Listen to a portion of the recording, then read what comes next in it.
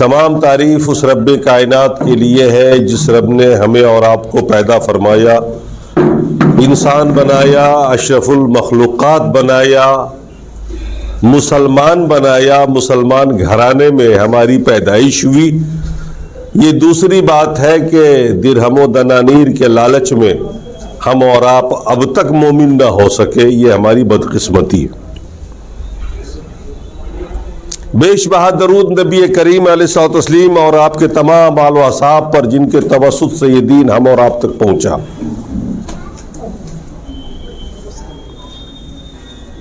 سامعین کرام،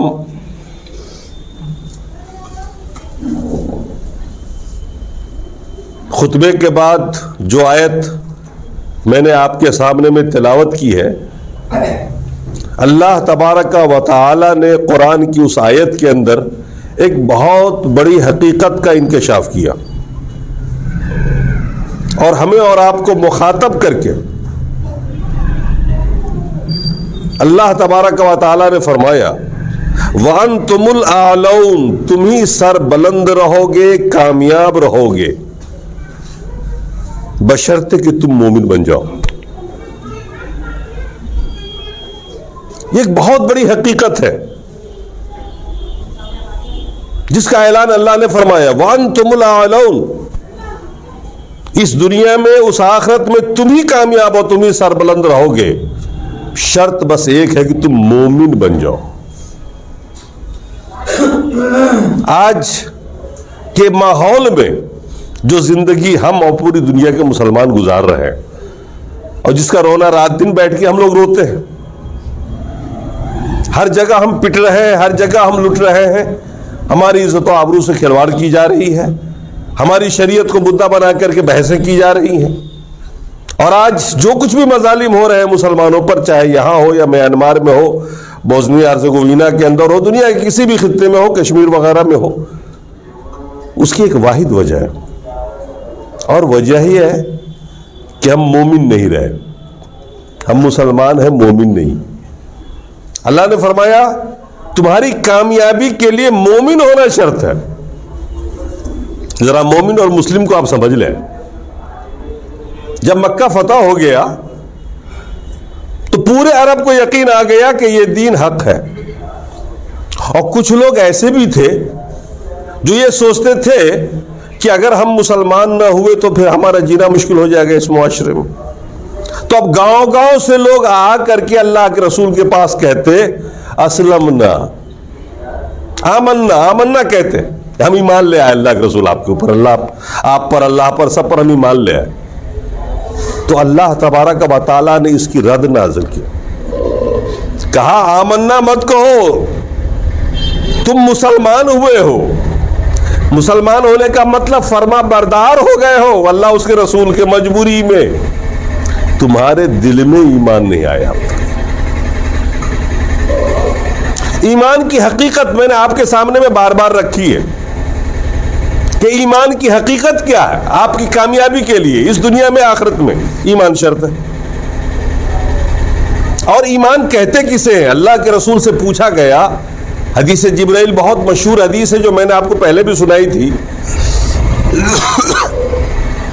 جبرائیل انسان کی شکل میں اللہ کے رسول کے پاس آتے ہیں، اللہ کے رسول صحابہ کے بیچ میں بیٹھے ہوئے تھے، انہوں نے 5 سوالات کیے، انسان کی شکل میں آئے تھے، صحابہ میں سے کسی نے پہچانا نہیں، سب نے سمجھا کوئی مسافر ہے۔ بڑی لمبی روایت ہے تو عمر رضی اللہ تعالیٰ عنہ کی، وہ بیان فرماتے ہیں کسی وقت کی بات ہے، ہم لوگ اللہ کے رسول کے پاس بیٹھے ہوئے تھے، اچانک ایک آدمی آیا، صاف سفید کپڑے پہنے ہوئے، سخت کالے بال تھے، لا یرا لحس السفر، سفر کے آثار نہیں تھے، لگ نہیں رہا تھا کہ کوئی بہت دور سے چل کے آیا ہو، کیونکہ عرب کے سرزمین پر اس زمانے میں پیدل سفر کر کے آئے گا آدمی تو گرد و غبار سے ہٹا پڑا ہوگا، بال الجھے ہوئے ہوں گے، لیکن صاف شفاف کپڑے پہنے ہوئے،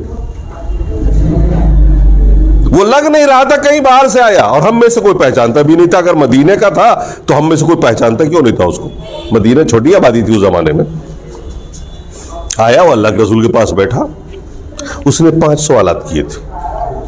نمبر 2 پر جو سوال تھا ان کا وہ یہی تھا، یا محمد اخبرنی عن الایمان، اے محمد صلی اللہ علیہ وسلم مجھے بتائیے ایمان کس کو کہتے ہیں؟ جس ایمان کو تسلیم کر کے ہم مومن کہلاتے ہیں، ایمان والا کہلاتے ہیں۔ ایمان مصدر ہے، مومن اس کا اسم فاعل ہے۔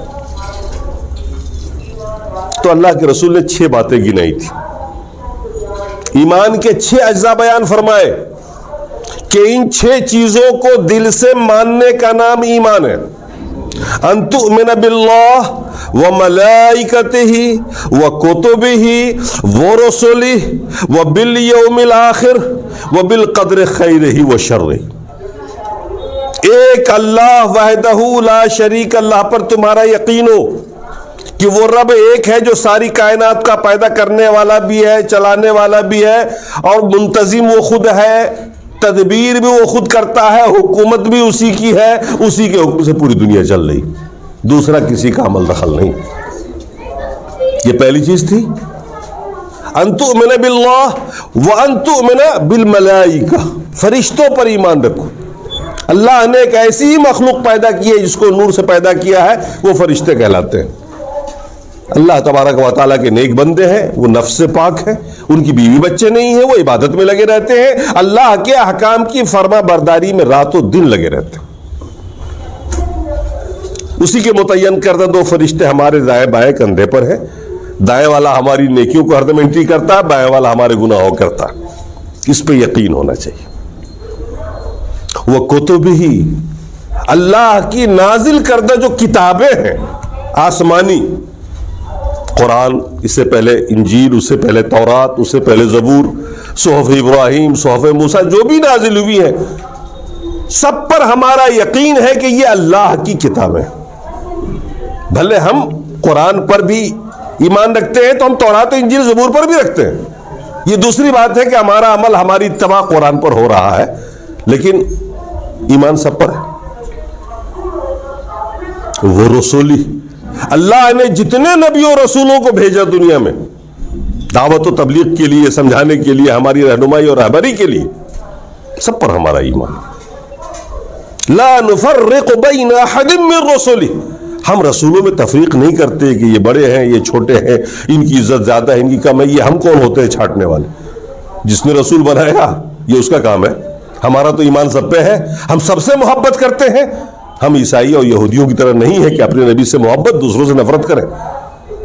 ہم کسی کو کسی میں بڑھاتے بھی نہیں، یہ اللہ نے فرمایا لا نفرق بین احد من رسلہ۔ تو رسولوں پر ایمان کہ یہ اللہ کے نیک اور برگزیدہ بندے ہیں، اور یہ دعوت و تبلیغ کے لیے ان کی ہر بات ماننا ہمارے اور آپ کے اوپر فرض ہے۔ یہ اللہ کے بھیجے ہوئے نمائندہ ہے۔ اس کے بعد وبالیوم الآخر، آخرت پر ایمان۔ یہ ہے بنیادی بات جو میں بتانی تھی آپ کو، آخرت پر ایمان، کہ ایک دن وہ آنے والا ہے کہ ہم سارے کے سارے لوگ مار دیے جائیں گے، مر جائیں گے، اور پھر ہمارا حساب و کتاب ہوگا۔ ایک ایک عمل کا حساب ہوگا، چھوٹا عمل ہو، بڑا عمل ہو، چھوٹی نیکی ہو، بڑی نیکی ہو، اور اس کا بدلہ آپ کو ملے گا۔ اس جز پر ہمارا اور آپ کا ایمان بہت کمزور ہے۔ اگر آخرت پر ایمان ہو جائے، آپ کا یقین اور مستحکم یقین ہو جائے، تو آپ کی زندگی کا رخ بدل سکتا۔ ہمارے کچھ احباب نے آج فرمائش کی کہ موجودہ صورتحال پہ کچھ تبصرہ کیا جائے۔ اسی سندرب میں یہ موضوع ہم نے اختیار کیا۔ ایک واقعہ پیش آیا پچھلے دنوں، ایک بچی ہے، برقع پہن کے کالج جا رہی ہے، نام مسکان ہے، اور پھر کیا ہوا وہ سب آپ لوگ دیکھا ہوگا، آپ لوگوں نے فیس بک اور واٹس ایپ اس کے ساتھ۔ اور یہ مسئلہ آج پوری دنیا کا ایک سلگتا ہوا مسئلہ بن گیا، سارے اذہان کو کھینچ لیا اس لڑکی نے اپنی طرف۔ اتنے سارے لوگوں کے بیچ میں، اس للکار میں، اس نے اللہ اکبر کا نعرہ لگایا اور شیرنی کی طرح ڈٹ گئی۔ یہ کیا تھا؟ یہ کیا تھا؟ ہم اور آپ ہوتے اس جگہ پہ تو کیا کرتے؟ ایک عام لڑکا کیا کرتا اس جگہ پہ ہوتا تو وہ تو لڑکی تھی، کیا حالت ہوتی آپ کی؟ اور وہ ایک شیرنی کی طرح کھڑی ہو گئی, اس نے نعرے لگا دیے. اس سے پوچھا گیا تمہیں ڈر نہیں لگا؟ اس نے کہا ڈر لگا, اور اسی ڈر میں یہ آواز نکلی. ہم اور آپ ابا امی کو پکار رہے ہوتے اس جگہ پر, پولیس کو پکار رہے ہوتے, پرشاسن کو پکارتے آپ, لیکن اس کے زبان سے جو نکلا وہ اللہ اکبر. مصیبت کے وقتوں میں, ڈر کے وقتوں میں آخرت پر ایمان, آخرت پر ایمان آپ کی زندگی کو بدل دیا کرتا. یہ ایمان نہیں ہو آخرت پر, یا کمزور ایمان ہو, تو آپ کی زندگی نہیں بدلتی ہے. آپ کی زندگی کیوں ہے؟ یہ زندگی کیوں ملی ہے آپ کو؟ اللہ تعالیٰ نے زندگی ہمیں اور آپ کو دے رکھی ہے, یہ زندگی چھین بھی لگا ایک دن وہ واپس. کیوں ملی ہے یہ زندگی؟ اس مقصد کے تعین میں فرق ہو گیا. ہم لوگوں نے زندگی کا مقصد کچھ اور بنا لیا. دنیا میں عیش موج مستی, اچھا مکان, اچھی بلڈنگ, اچھی جائیداد, اچھا کھانا, اچھے کپڑے, اچھی گاڑیاں, ہم نے زندگی کا مقصد یہ سمجھا, اور آج ہم ذلیل ہو کے رہ گئے. آپ کی زندگی کا یہ مقصد نہیں تھا. وہ صحابہ کرام تھے, نہتے تھے, غریب تھے, بھرپیٹ کھانا نصیب نہیں ہوا کبھی ان لوگوں کو. سچ پوچھیے, آپ تاریخ و اتہاس پڑھیے تو آپ دیکھیں گے کہ ایسا بھی وقت آیا ہے کہ وہ جنگ میں ہے اور کھجور کی گٹھلی چوس چوس کے, کھجور نہیں, کھجور ختم ہو گیا, نہیں تھا, لے کے گئے تھے ساتھ میں, تو کئی کے دن بتا دیے گٹھلی چوس کے, لیکن ناکام ہو کے کہیں سے نہیں آئے. کیا وجہ تھی؟ کیا کارن تھا اس کا؟ وہ بھی انسان تھے, ہم بھی انسان ہیں. وہ مومن تھے, سر بلند ہوئے, کامیاب رہے, 8 صدیوں تک ان کا نام چلتا رہا. دنیا گھبراتی تھی. آج ہماری تعداد بہت زیادہ ہے, آج ہماری تعداد بہت زیادہ ہے دنیا کے اندر. اللہ کے رسول نے ایک بار فرمایا تھا, حدیث شریف ہے, بہت مشہور حدیث ہے, قوی حدیث ہے, صحیح حدیث ہے. پیشنگوئی کی تھی اللہ کے رسول نے, ایک وقت آئے گا کہ قومیں مسلمانوں پہ ٹوٹ پڑیں گی, اور مسلمان کا حال یہ ہو جائے گا اس زمانے میں جیسے سمندر کی جھاگ. سمندر کی جھاگ ہوتی ہے نا, اس کی کوئی اہمیت نہیں ہوتی ہے, جب چاہیے اس سے کھلواڑ کر لیجیے آپ. مسلمانوں کے سر کٹ رہے ہیں, بے عزتی ہو رہی ہے, عزتیں لٹ رہی ہیں, دولت مال سب پہ آگ لگا دیا جا رہا ہے, کوئی پرسان حال نہیں. ایک جھاگ کے برابری تو ہے, شاید وہ یہی زمانہ تھا جس کے بارے میں پیشن گوئی. ایک صحابہ نے پوچھا اللہ کے رسول کیا اس وقت ہم لوگ کم ہوں گے؟ کہا کہ نہیں, اس وقت تمہاری تعداد سب سے زیادہ ہوگی, اس وقت تو ہماری تعداد بہت زیادہ ہوگی, لیکن 2 کمزوری تمہارے اندر ہوگی. ایک ہے وہن, مال سے محبت. دوسری جو چیز ہوگی موت سے نفرت. موت سے ہم سب لوگ نفرت کرتے ہیں, ہم سب لوگ جینا چاہتے ہیں. یہ 2 کارن ہیں ہمارے ناکامی کے.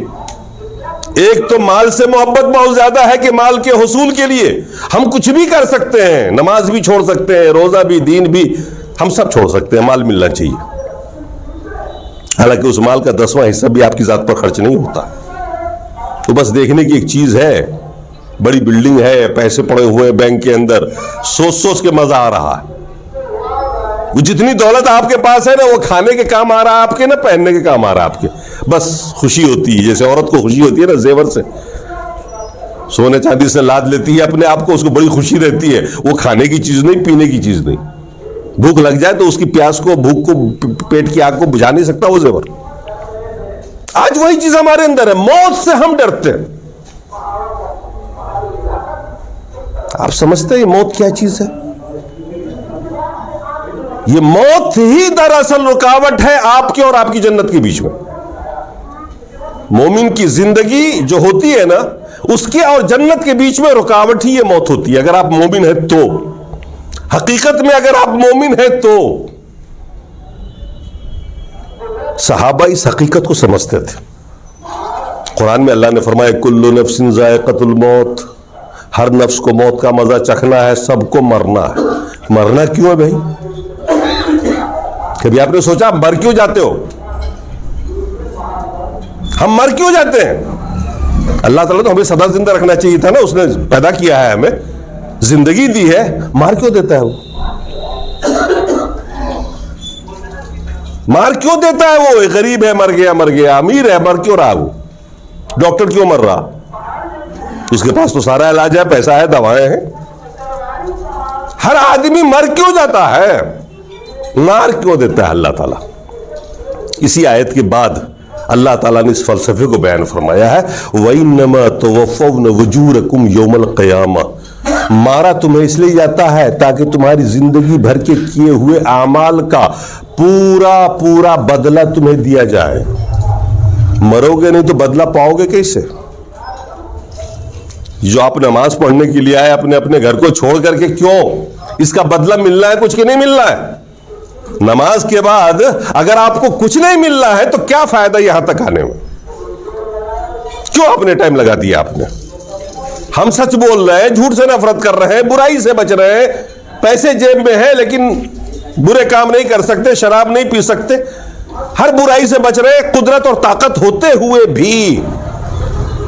اور جو آدمی ساری برائی کر رہا ہے، دونوں میں کوئی فرق نہیں رہے گا۔ اللہ نے فرمایا تم اس لیے مار دیے جاتے ہو تاکہ تمہیں پورا بدلہ ملے جو تم نے زندگی میں کیا ہوا ہے۔ مرنا ضروری ہے۔ اس دنیا کی زندگی میں جو اعمال آپ نے کیے ہیں، چھوٹے بڑے، اچھے برے، اس کا بدلہ اس دنیا میں نہیں ملنا آپ کو۔ وہ بدلہ پانے کے لیے مرنا ضروری ہے۔ وَإِنَّمَا تُوَفَّوْنَ أُجُورَكُمْ يَوْمَ الْقِيَامَةِ فَمَنْ زُحْزِحَ عَنِ النَّارِ وَأُدْخِلَ الْجَنَّةَ فَقَدْ فَازَ۔ اللہ نے فرمایا مرنے کے بعد جو جہنم سے بچا لیا گیا اور جنت میں داخل کر دیا گیا، وہ کامیاب انسان ہے۔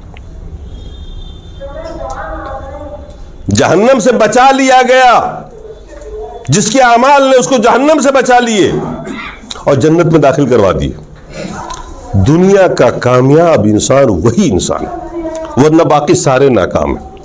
ہماری پوری زندگی بیت گئی، مرنے کے بعد اگر ہم جہنم میں جاتے ہیں تو کوئی فائدہ نہیں زندگی کا، یہ زندگی لاحاصل زندگی ہو جائے گی۔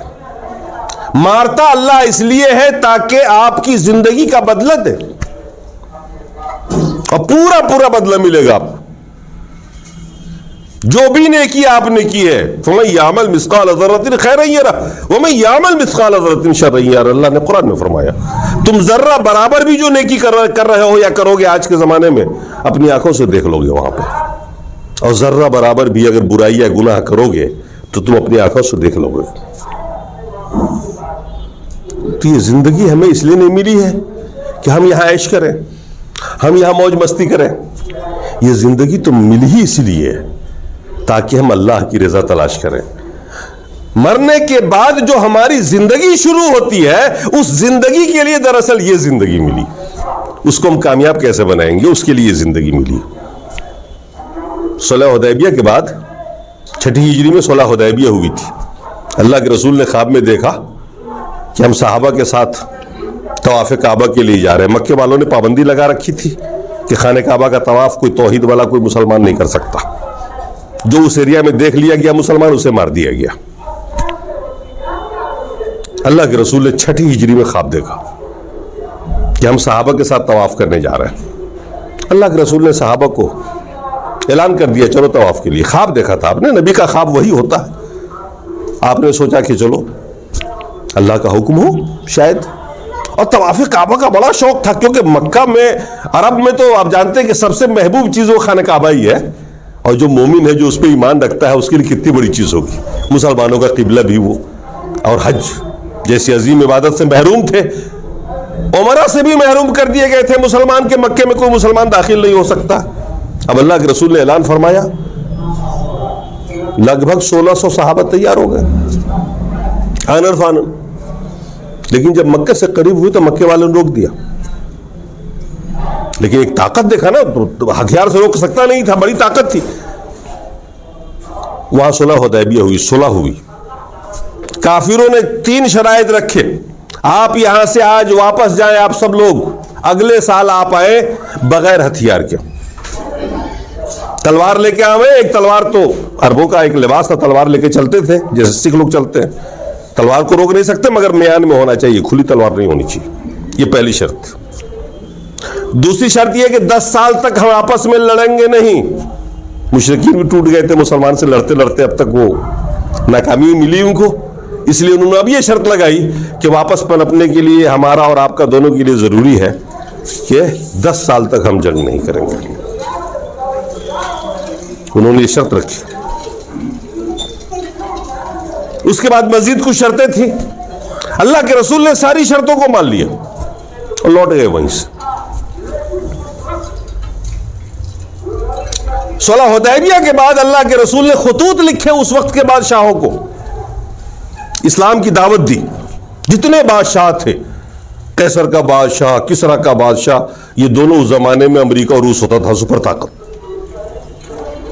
اور چھوٹے موٹے جتنے بادشاہ تھے سب کو دعوت دی, اسلم تسلیم, اسلام قبول کر لو, محفوظ ہو جاؤ گے, بچ جاؤ گے, بادشاہ رہو گے تم اپنے ملک کے. اور اگر ایسا نہیں کرتے تو پھر تم اس سرزمین سے نکالے جاؤ گے, کیونکہ امن و امان قائم کرنا تھا, اسلام کی حکومت نافذ کرنی تھی. سب کے سامنے میں اسلام پیش کیا گیا. خطوط لے کے گئے صحابی, بہت سارے صحابی متعین ہوئے, گئے بادشاہوں کے پاس. کسی نے تو اسلام قبول کر لیا, کسی نے اچھی بات کہی, کسی نے تحفہ دے کے بھیجا, کسی نے سوچنے کا ٹائم مانگا. لیکن کسرا کا جو بادشاہ تھا نا, فارسی جو قیصر تھا, قیصر, اس نے صحابہ کو قتل کیا. کس کو؟ نمائندے کو, جو اللہ کے رسول کا نمائندہ صحابی پہنچا تھا نا, سفیر, اس سفیر کو قتل کر دیا. یہ بہت بڑی بات تھی کہ سفیر اور نمائندے پہ ہاتھ اٹھایا جائے. سفیر اور نمائندے کا قتل کرنے کا مطلب سیدھے سیدھے اللہ کے رسول سے ٹکراؤ ہو گیا. چنانچہ اللہ کے رسول نے 30,000 صحابہ کو بھیجا, اور وہ 1.25 لاکھ فوج لے کے بارڈر میں موجود تھا. بادشاہ جو تھا وہ 1.25 لاکھ فوج لے کے موجود تھا. اور گئے کتنے لوگ لڑنے کے لیے اس وقت؟ صرف 30,000. تعدادی مسلمانوں کی وہی تھی. اللہ کے رسول نے اپنے ہاتھ جھنڈا دیا, کمانڈر بنایا ایک صحابی کو, کہا تیرے بعد اگر تو شہید ہو جائے تو یہ, اس کے بعد یہ بنے. پہنچ گئے صحابی مورچے پہ. کئی مہینے کا سفر کر کے تبوک پہنچے تھے. اب جو صحابیوں نے دیکھا تعداد ان کی, اب 30,000 کی تعداد ہے, اور کہاں 1.25 لاکھ فوج, پھر مسلح, بادشاہ طاقتور, خود ہاتھی پہ. کیسے ہوگی لڑائی, کیسے ہوگا مقابلہ؟ آپس میں چمی گوئی ہوئی, بحث ہوئی, پنچایت ہوئی. تو صحابہ نے ایک بات کہی, کچھ صحابہ نے ایک بات کہی کہ بتاؤ اب تک جو ہم تم لڑتے آ رہے ہیں حکومت کے لیے, بادشاہت کے لیے, دولت کے لیے, کس وجہ سے ہم لڑتے چلے آ رہے ہیں؟ تو صحابہ نے کہا ہم لوگ تو صرف جنت کے لیے لڑ رہے ہیں. ہمیں تو اللہ کی رضا چاہیے, اللہ کے حکموں کی اتباع چاہیے. ہم نے کبھی دولت کی خواہش نہیں کی, ہم نے کبھی حکومت کی خواہش نہیں کی, ہم نے کبھی بادشاہ بننے کی خواہش نہیں کی. ہمارا مقصد تو صرف ایک تھا, شہادت پاؤں اور جنت میں جاؤں, اللہ کی رضا حاصل کروں. کہا تو پھر 1.25 لاکھ ہو یا 1.25 کروڑ, اس سے کیا فرق پڑتا؟ ہم جب تم مرنے کے لیے آئے ہیں, شہادت کے لیے آئے ہیں, تو پھر کیا فرق پڑتا ہے کہ 1.25 لاکھ کے ہاتھوں ہم شہید ہو یا 1.25 کروڑ کے ہاتھوں ہم شہید ہو؟ تعداد کیا مانا ہے یار؟ اور آخر لڑے, اور 30,000 صحابہ نے فتح پائی, شکست ملی اس وقت کے سپر طاقت کو. تو صحابہ کی زندگی کا مقصد حصول دولت نہیں تھا, حصول زر و ظواہر نہیں تھا, بلکہ ان کی زندگی کا مقصد اللہ کی رضا حاصل کرنا, شہادت حاصل کرنا. اور جو قومیں مرنے کے لیے جیتی ہیں ان قوموں کو کوئی مار نہیں سکتا. قومیں وہی مرتی ہیں جو حصول زندگی کے لیے جیتی. حصول مال کے لیے جو لوگ جی رہے ہیں وہ ہمیشہ مارے جائیں گے. اللہ نے قرآن میں اس حقیقت کا اعلان کیا, وَأَنْتُمُ الْأَعْلَوْنَ, تم سربلند رہو گے پوری دنیا میں اور آخرت میں بھی, بشرطے کہ تم مومن بن جاؤ. آج ہم ذلیل ہو رہے ہیں تو ہم کیا کہیں؟ یا تو ہم مومن نہیں ہیں, یا معاذ اللہ کو یہ کہے کہ اللہ کے کلام میں جھوٹ ہے. یہ تو ہو ہی نہیں سکتا.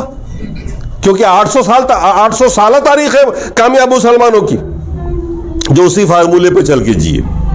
آج ہمیں اور آپ کو حیرت ہوتی ہے, ایک چھوٹا سا حادثہ ہوتا ہے. یہ حادثہ جو ہوا ہے میں اس کو سمجھتا ہوں کہ یہ تو اللہ کی طرف سے ایک ہمت تھی جو اس لڑکی نے آواز بلند کی. قرآن کی آیت ہے وَمَكَرُوا وَمَكَرَ اللَّهُ وَاللَّهُ خَيْرُ الْمَاكِرِينَ. لوگ اپنی چال چلتے ہیں, اللہ اپنی چال چلتا ہے. اللہ بہترین چال چلنے والا ہے. یہ پوری پلاننگ جو تھی کسی پارٹی کی الیکشن کے لیے, ووٹ جیتنے کے لیے, فطری طور پر کیا ہوتا. آپ سوچئے ایک لڑکی ہوتی, اتنے سارے دنگائی لوگ دوڑتے اس کے اوپر نعرہ لگاتے ہوئے, تو فطری طور پر ایک لڑکی کیا کرتی, یا تو بھاگتی یا چھپتی یا عزت گنواتی. کوئی بچانے والا نہیں تھا وہاں پہ, یا پکارتی مومن بھائیوں کو. اس وقت کوئی کام بھی نہیں آتا پکار, پرشاسن کام آنے والا نہیں تھا. فطری آواز تو یہ ہونی چاہیے تھی. آج ہمیں اور آپ کو حیرت کیوں ہو رہی, اس نے اللہ اکبر کا نعرہ لگایا اور ڈٹ گئی. کیوں یہ کیوں ہو رہا ہے آپ کو, کہ کیسا لگ رہا ہے آپ کو. فطری طور پر ایک لڑکا بھی ہوتا وہاں پر نا مسلمان کا, وہ دب جاتا. کیونکہ ہم نے دیکھا ہے کئی لنچنگ کیس میں لوگ شری رام کہہ رہے ہیں, زندگی بھیک مانگ رہے ہیں, اور آخرکار قتل کر دیے جا رہے ہیں. مجھے حیرت بھی ہوتی ہے اور غیرت بھی ہوتی ہے ایسے لوگوں پر. جب مرنا ہی ہے اٹھ کھڑے ہو جاؤ, مقابلہ کر لو, تاکہ شہادت میں تو نام آئے تمہارا. مرتے مرتے بھی تو کم از کم بھلا لو اپنے آپ کو. ہم اور آپ اتنے بزدل ہو چکے, یہ بزدلی آئی کہاں سے ہمارے اندر. تھے تو آبائی تمہارے مگر تم کیا ہو, ہاتھ پر ہاتھ دھرے منتظر فردا ہو. انہی صحابہ سے ہم لوگ مسلمان ہوئے ہیں, وہی چیز تو ہمارے پاس بھی ہونی چاہیے تھی نا, مگر نہیں ہے. کیوں, ہماری زندگی کا مقصد بدل گیا. جب کسی چیز کا مقصد بدل جاتا ہے تو وہ چیز بے معنی ہو کے رہ جاتی ہے. ہماری زندگی کا مقصد ظاہر و زینت, زیب, دنیا کی عیش پرستی, موج مستی. صحابہ کی زندگی ایسی نہیں تھی. آپ جنگوں کو دیکھیے, پڑھیے, ایک طرف سے پڑھیے آپ. جنگ احزاب ہوئی, کیا تعداد تھی مسلمانوں کی, یہی 1600 لوگ تھے اس وقت, کوئی تعداد نہیں تھی خاص. اور پورا عرب نے مدینے کو گھیر لیا تھا, پورے عرب نے. قرآن نے اس کا منظر کھینچا ہے کہ لوگوں کے دل اچھل اچھل کے منہ میں آ رہے تھے, کلیجہ پھٹ رہا تھا کہ اب کیا ہوگا. لیکن ایسے حالات میں مسلمان ڈٹے رہے. کیوں ڈٹے رہے, بس اللہ پہ بھروسہ, اللہ پہ یقین, ایمان, آخرت پر یقین. مرنا تو مجھے بہرحال ہے, مرتے مرتے اپنے آپ کو بھلا لو. یہ چیک اربوں خربوں کا ہے, اگر بھن جائے صحیح معنوں میں تو, اور اگر نہ بھنے تو یہ جہنم میں, اور اگر بھن جائے ایسے موقع پر تو جنت میں. بھنایا انہوں نے اپنے آپ کو, اور آخرکار سارے شکست کھا کے گئے کہ نہیں گئے. جنگ بدر میں کیا ہوا, اللہ کے رسول لڑنے کے لیے نہیں نکلے تھے, ہتھیار بھی نہیں تھا آپ کے پاس, ایسے نکلے تھے. چھاپا ماری جنگ چل رہی تھی, صرف دہشت قائم کرنا تھا, اور آخرکار وہ آمنے سامنے ہوئے. اللہ کے رسول نے صحابہ کو بٹھا کر کے پوچھا, مشورہ لیا, کیا کرنا چاہیے ان حالات میں. مہاجرین جو تھے مکے والے, انہوں نے کہا کہ اللہ کے رسول آپ جو حکم دیجیے ہم لڑنے کو تیار ہیں, ہم جو کہیں ہم کرنے کو تیار ہیں. انصار خاموش تھے مدینے والے. اللہ کے رسول نے انصار کو مخاطب کر کے فرمایا تمہارا کیا مشورہ ہے. انصار نے کیا کہا, اللہ کے رسول شاید آپ ہم کو کچھ کہنا چاہتے ہیں. کہا اللہ کے رسول اگر آپ حکم دیجئے سمندر میں کود جانے کو, آگ میں کود جانے کو, تو ہم کود جائیں گے, ہم پیچھے نہیں رہیں گے, اور آپ بہترین بہادر پائیں گے آپ کو میدان میں. اور پھر دیکھیے جنگ ہوئی, وہ 1000 مسلح لوگ مکے والے, اور صرف 300 لوگ تھے ادھر, 313. فتح پائی کہ نہیں پائی. تو یہ آپ کی ہمت اور آپ کی جرات جو ہے نا توحید والی, آخرت پر یقین ہو, آپ کو یقین ہو کہ مرنا تو آپ کو ہے ہی, اور موت بھی وقت متعین پہ آئے گی, عزت و ذلت بھی اس کے ہاتھ میں ہے. آج تو ہم لوگ اس لیے حق نہیں بولتے کہ ہماری دولت چھن جائے گی, ہمارا بزنس ٹھپ ہو جائے گا, محلے میں لوگ کیا کہیں گے, معاشرے میں لوگ کیا کہیں گے, ہم جھوٹ بولتے ہیں. مطلب دین کو ایک طرف ڈال کر کے ہم ایک وہ زندگی جی رہے جو ایک منافقانہ زندگی ہوتی. ارے مسلمان بنیے, مومن بنیے. آج اگر ساری دنیا کے لوگ مومن بن جائے تو وہی زمانہ لوٹ کے نہیں آئے گا. اللہ نے اس حقیقت کا اعلان فرمایا وَأَنْتُمُ الْأَعْلَوْنَ, تم ہی سر بلند رہو گے, تم ہی کامیاب رہو گے, بشرطے کہ تم مومن ہو.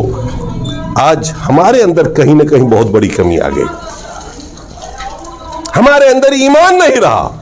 ہم مسلمان ہیں, خاندان در خاندان ہم مسلمان ہوتے چلے آ رہے ہیں. یہ چیز ہمارے اندر سے رخصت ہو رہی ہے. ایک چھوٹی سی بات ہوئی اور ہم آپ نے حیرت ظاہر کی. میں تو کہتا ہوں یہ ایک چال تھی بی جے پی کی، وہ تو تھی، آپ سب سمجھتے ہیں، اور اللہ تعالیٰ نے منٹوں میں اس کے چال کو ناکام کر دیا. وہ ہمت و جرأت دے دی اور اس لڑکی کو کھڑے ہو کے نعرہ تکبیر اللہ کروا دیا. آخر ساری چال ان کی الٹی پڑ گئی. اب سارا نقصان انہی کو ہو رہا ہے.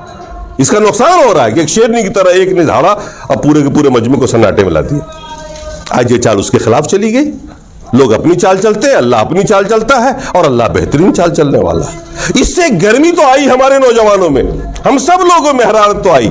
اب وہ چیز ہمارے اور آپ کے اندر ہونی چاہیے، قوت ایمانی ہمارے اندر ہو. ہم جن 6 اجزاء پر ایمان رکھتے ہیں اس کو دل سے تسلیم کریں. اپنے عزت اور ذلت کے معاملے کو اللہ سے جوڑیں، دنیا سے نہیں. یہ دنیا کیا کہہ رہی ہے آپ کو اس سے مطلب نہیں. آپ کی روزی وہاں سے مل رہی ہے، ان سے نہیں مل رہی ہے. لہذا ان کو جوڑ کے نہ دیکھیے، ہمیشہ حق بولیے، حق پر قائم رہیے. الرزق یاتی من السماء لا یاتی من الارض. روزی دولت آسمان سے بڑھتی ہے، دنیا میں نہیں بڑھتی. تو یہ وہاں سے ملتی ہے. ہمیں اور آپ کو سوچنا چاہیے کہ ہمارا جو بھی معاملہ ہے وہ رب سے متعلق ہے، ہمارا معاملہ اس دنیا سے متعلق نہیں. اس لیے کہ مومن کو مومنانہ شان کے ساتھ جینا چاہیے. اور مومنانہ شان وہ ہے جس کی مثالیں صحابہ نے پیش کی. اور ہم جب آج ویسے صحیح معنوں میں مومن بنیں گے نا تو پھر سربلندی بھی آپ ہی کے پاس رہے گی. اب ہمارے اور آپ کے پاس 2 ہی حالات ہیں، یا تو بزدلانہ زندگی جی لیجیے، یا جرأت کریے، اپنے اندر قوت ایمانی پیدا کریے، اللہ اس کے رسول کی فرمانبرداری کریے. آپ کی زندگی کا مشن بس ایک ہونا چاہیے کہ اللہ کا حکم کیا ہے، اس کے رسول کے حکم کیا ہے، ہمیں اس کی اطاعت کرنی ہے. ہم اس لیے پیدا ہوئے ہیں. اور باقی سارے معاملہ اللہ پہ چھوڑ دیجیے. سب معاملہ اللہ پہ چھوڑیے. عزت وہی دے گا، روزی بھی وہی دے گا، اور دیتا بھی وہی ہے. آپ اس پہ چھوڑیے، پھر دیکھیے عزت بھی آپ ہی کو ملے گی، دولت بھی آپ ہی کو ملے گی، عیش موج مستی بھی آپ ہی کو ملے گی.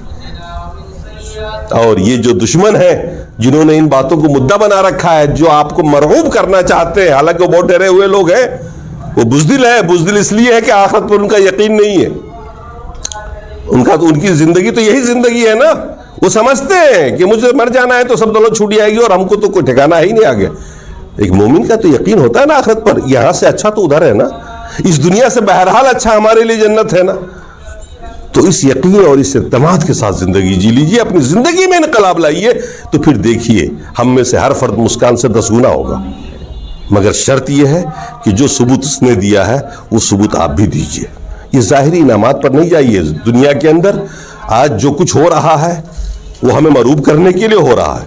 اگر آپ اللہ اس کے رسول پر یقین رکھتے ہیں، موت اور زندگی پر یقین رکھتے ہیں، اور یہ مانتے ہیں کہ سب پر صرف اللہ کا بس چلتا ہے، کسی اور کا بس نہیں چلتا، تو آپ کو یقین کر لینا چاہیے کہ آپ کی زندگی بھی اسی کے ہاتھ میں. مرنے کا وقت بھی متعین ہے، روزی بھی متعین ہے، اس کے بغیر آپ دنیا سے جا نہیں سکتے. اللہ تبارک و تعالی ہمارے اور آپ کے دلوں کے اندر جرأت ایمانی پیدا کرے، قوت ایمانی پیدا کر دے، اور ہمارے دلوں سے وہن کو نکال دے. ہمارے دلوں کے اندر موت کی محبت ڈال دے. ہم مرنا چاہتے ہیں کیونکہ موت بری چیز نہیں ہے. موت کے بعد بڑا اچھا منظر آنے والا ہے سامنے، بہت اچھا کچھ ملنے والا ہے. یہاں تو کسی کے پاس ایسی ہے، موت کے بعد تو ہر جنت میں جانے والے ہر شخص کے پاس ایسی ہی ہوگا. اور کیا انعامات نہیں ہوں گے. یہاں تو چھوٹی چھوٹی نعمتیں ہیں جو مثال بھی نہیں جنت کی نعمتوں کی. تو مومن کا مرنا دراصل مرنا نہیں ہوتا، وہ اگلی زندگی ہوتی ہے. ان تمام حقائق پر ایمان رکھیے مضبوطی کے ساتھ اور جی لیجیے بے لاگ زندگی.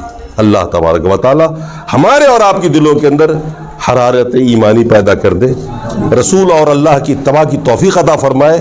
ہم دین کے پابند ہوں، ہم دین کے پابند بن جائیں. اقول قولی ھذا واستغفر اللہ لی ولکم ولسائر المسلمین. بارک اللہ لکم فی القرآن العظیم.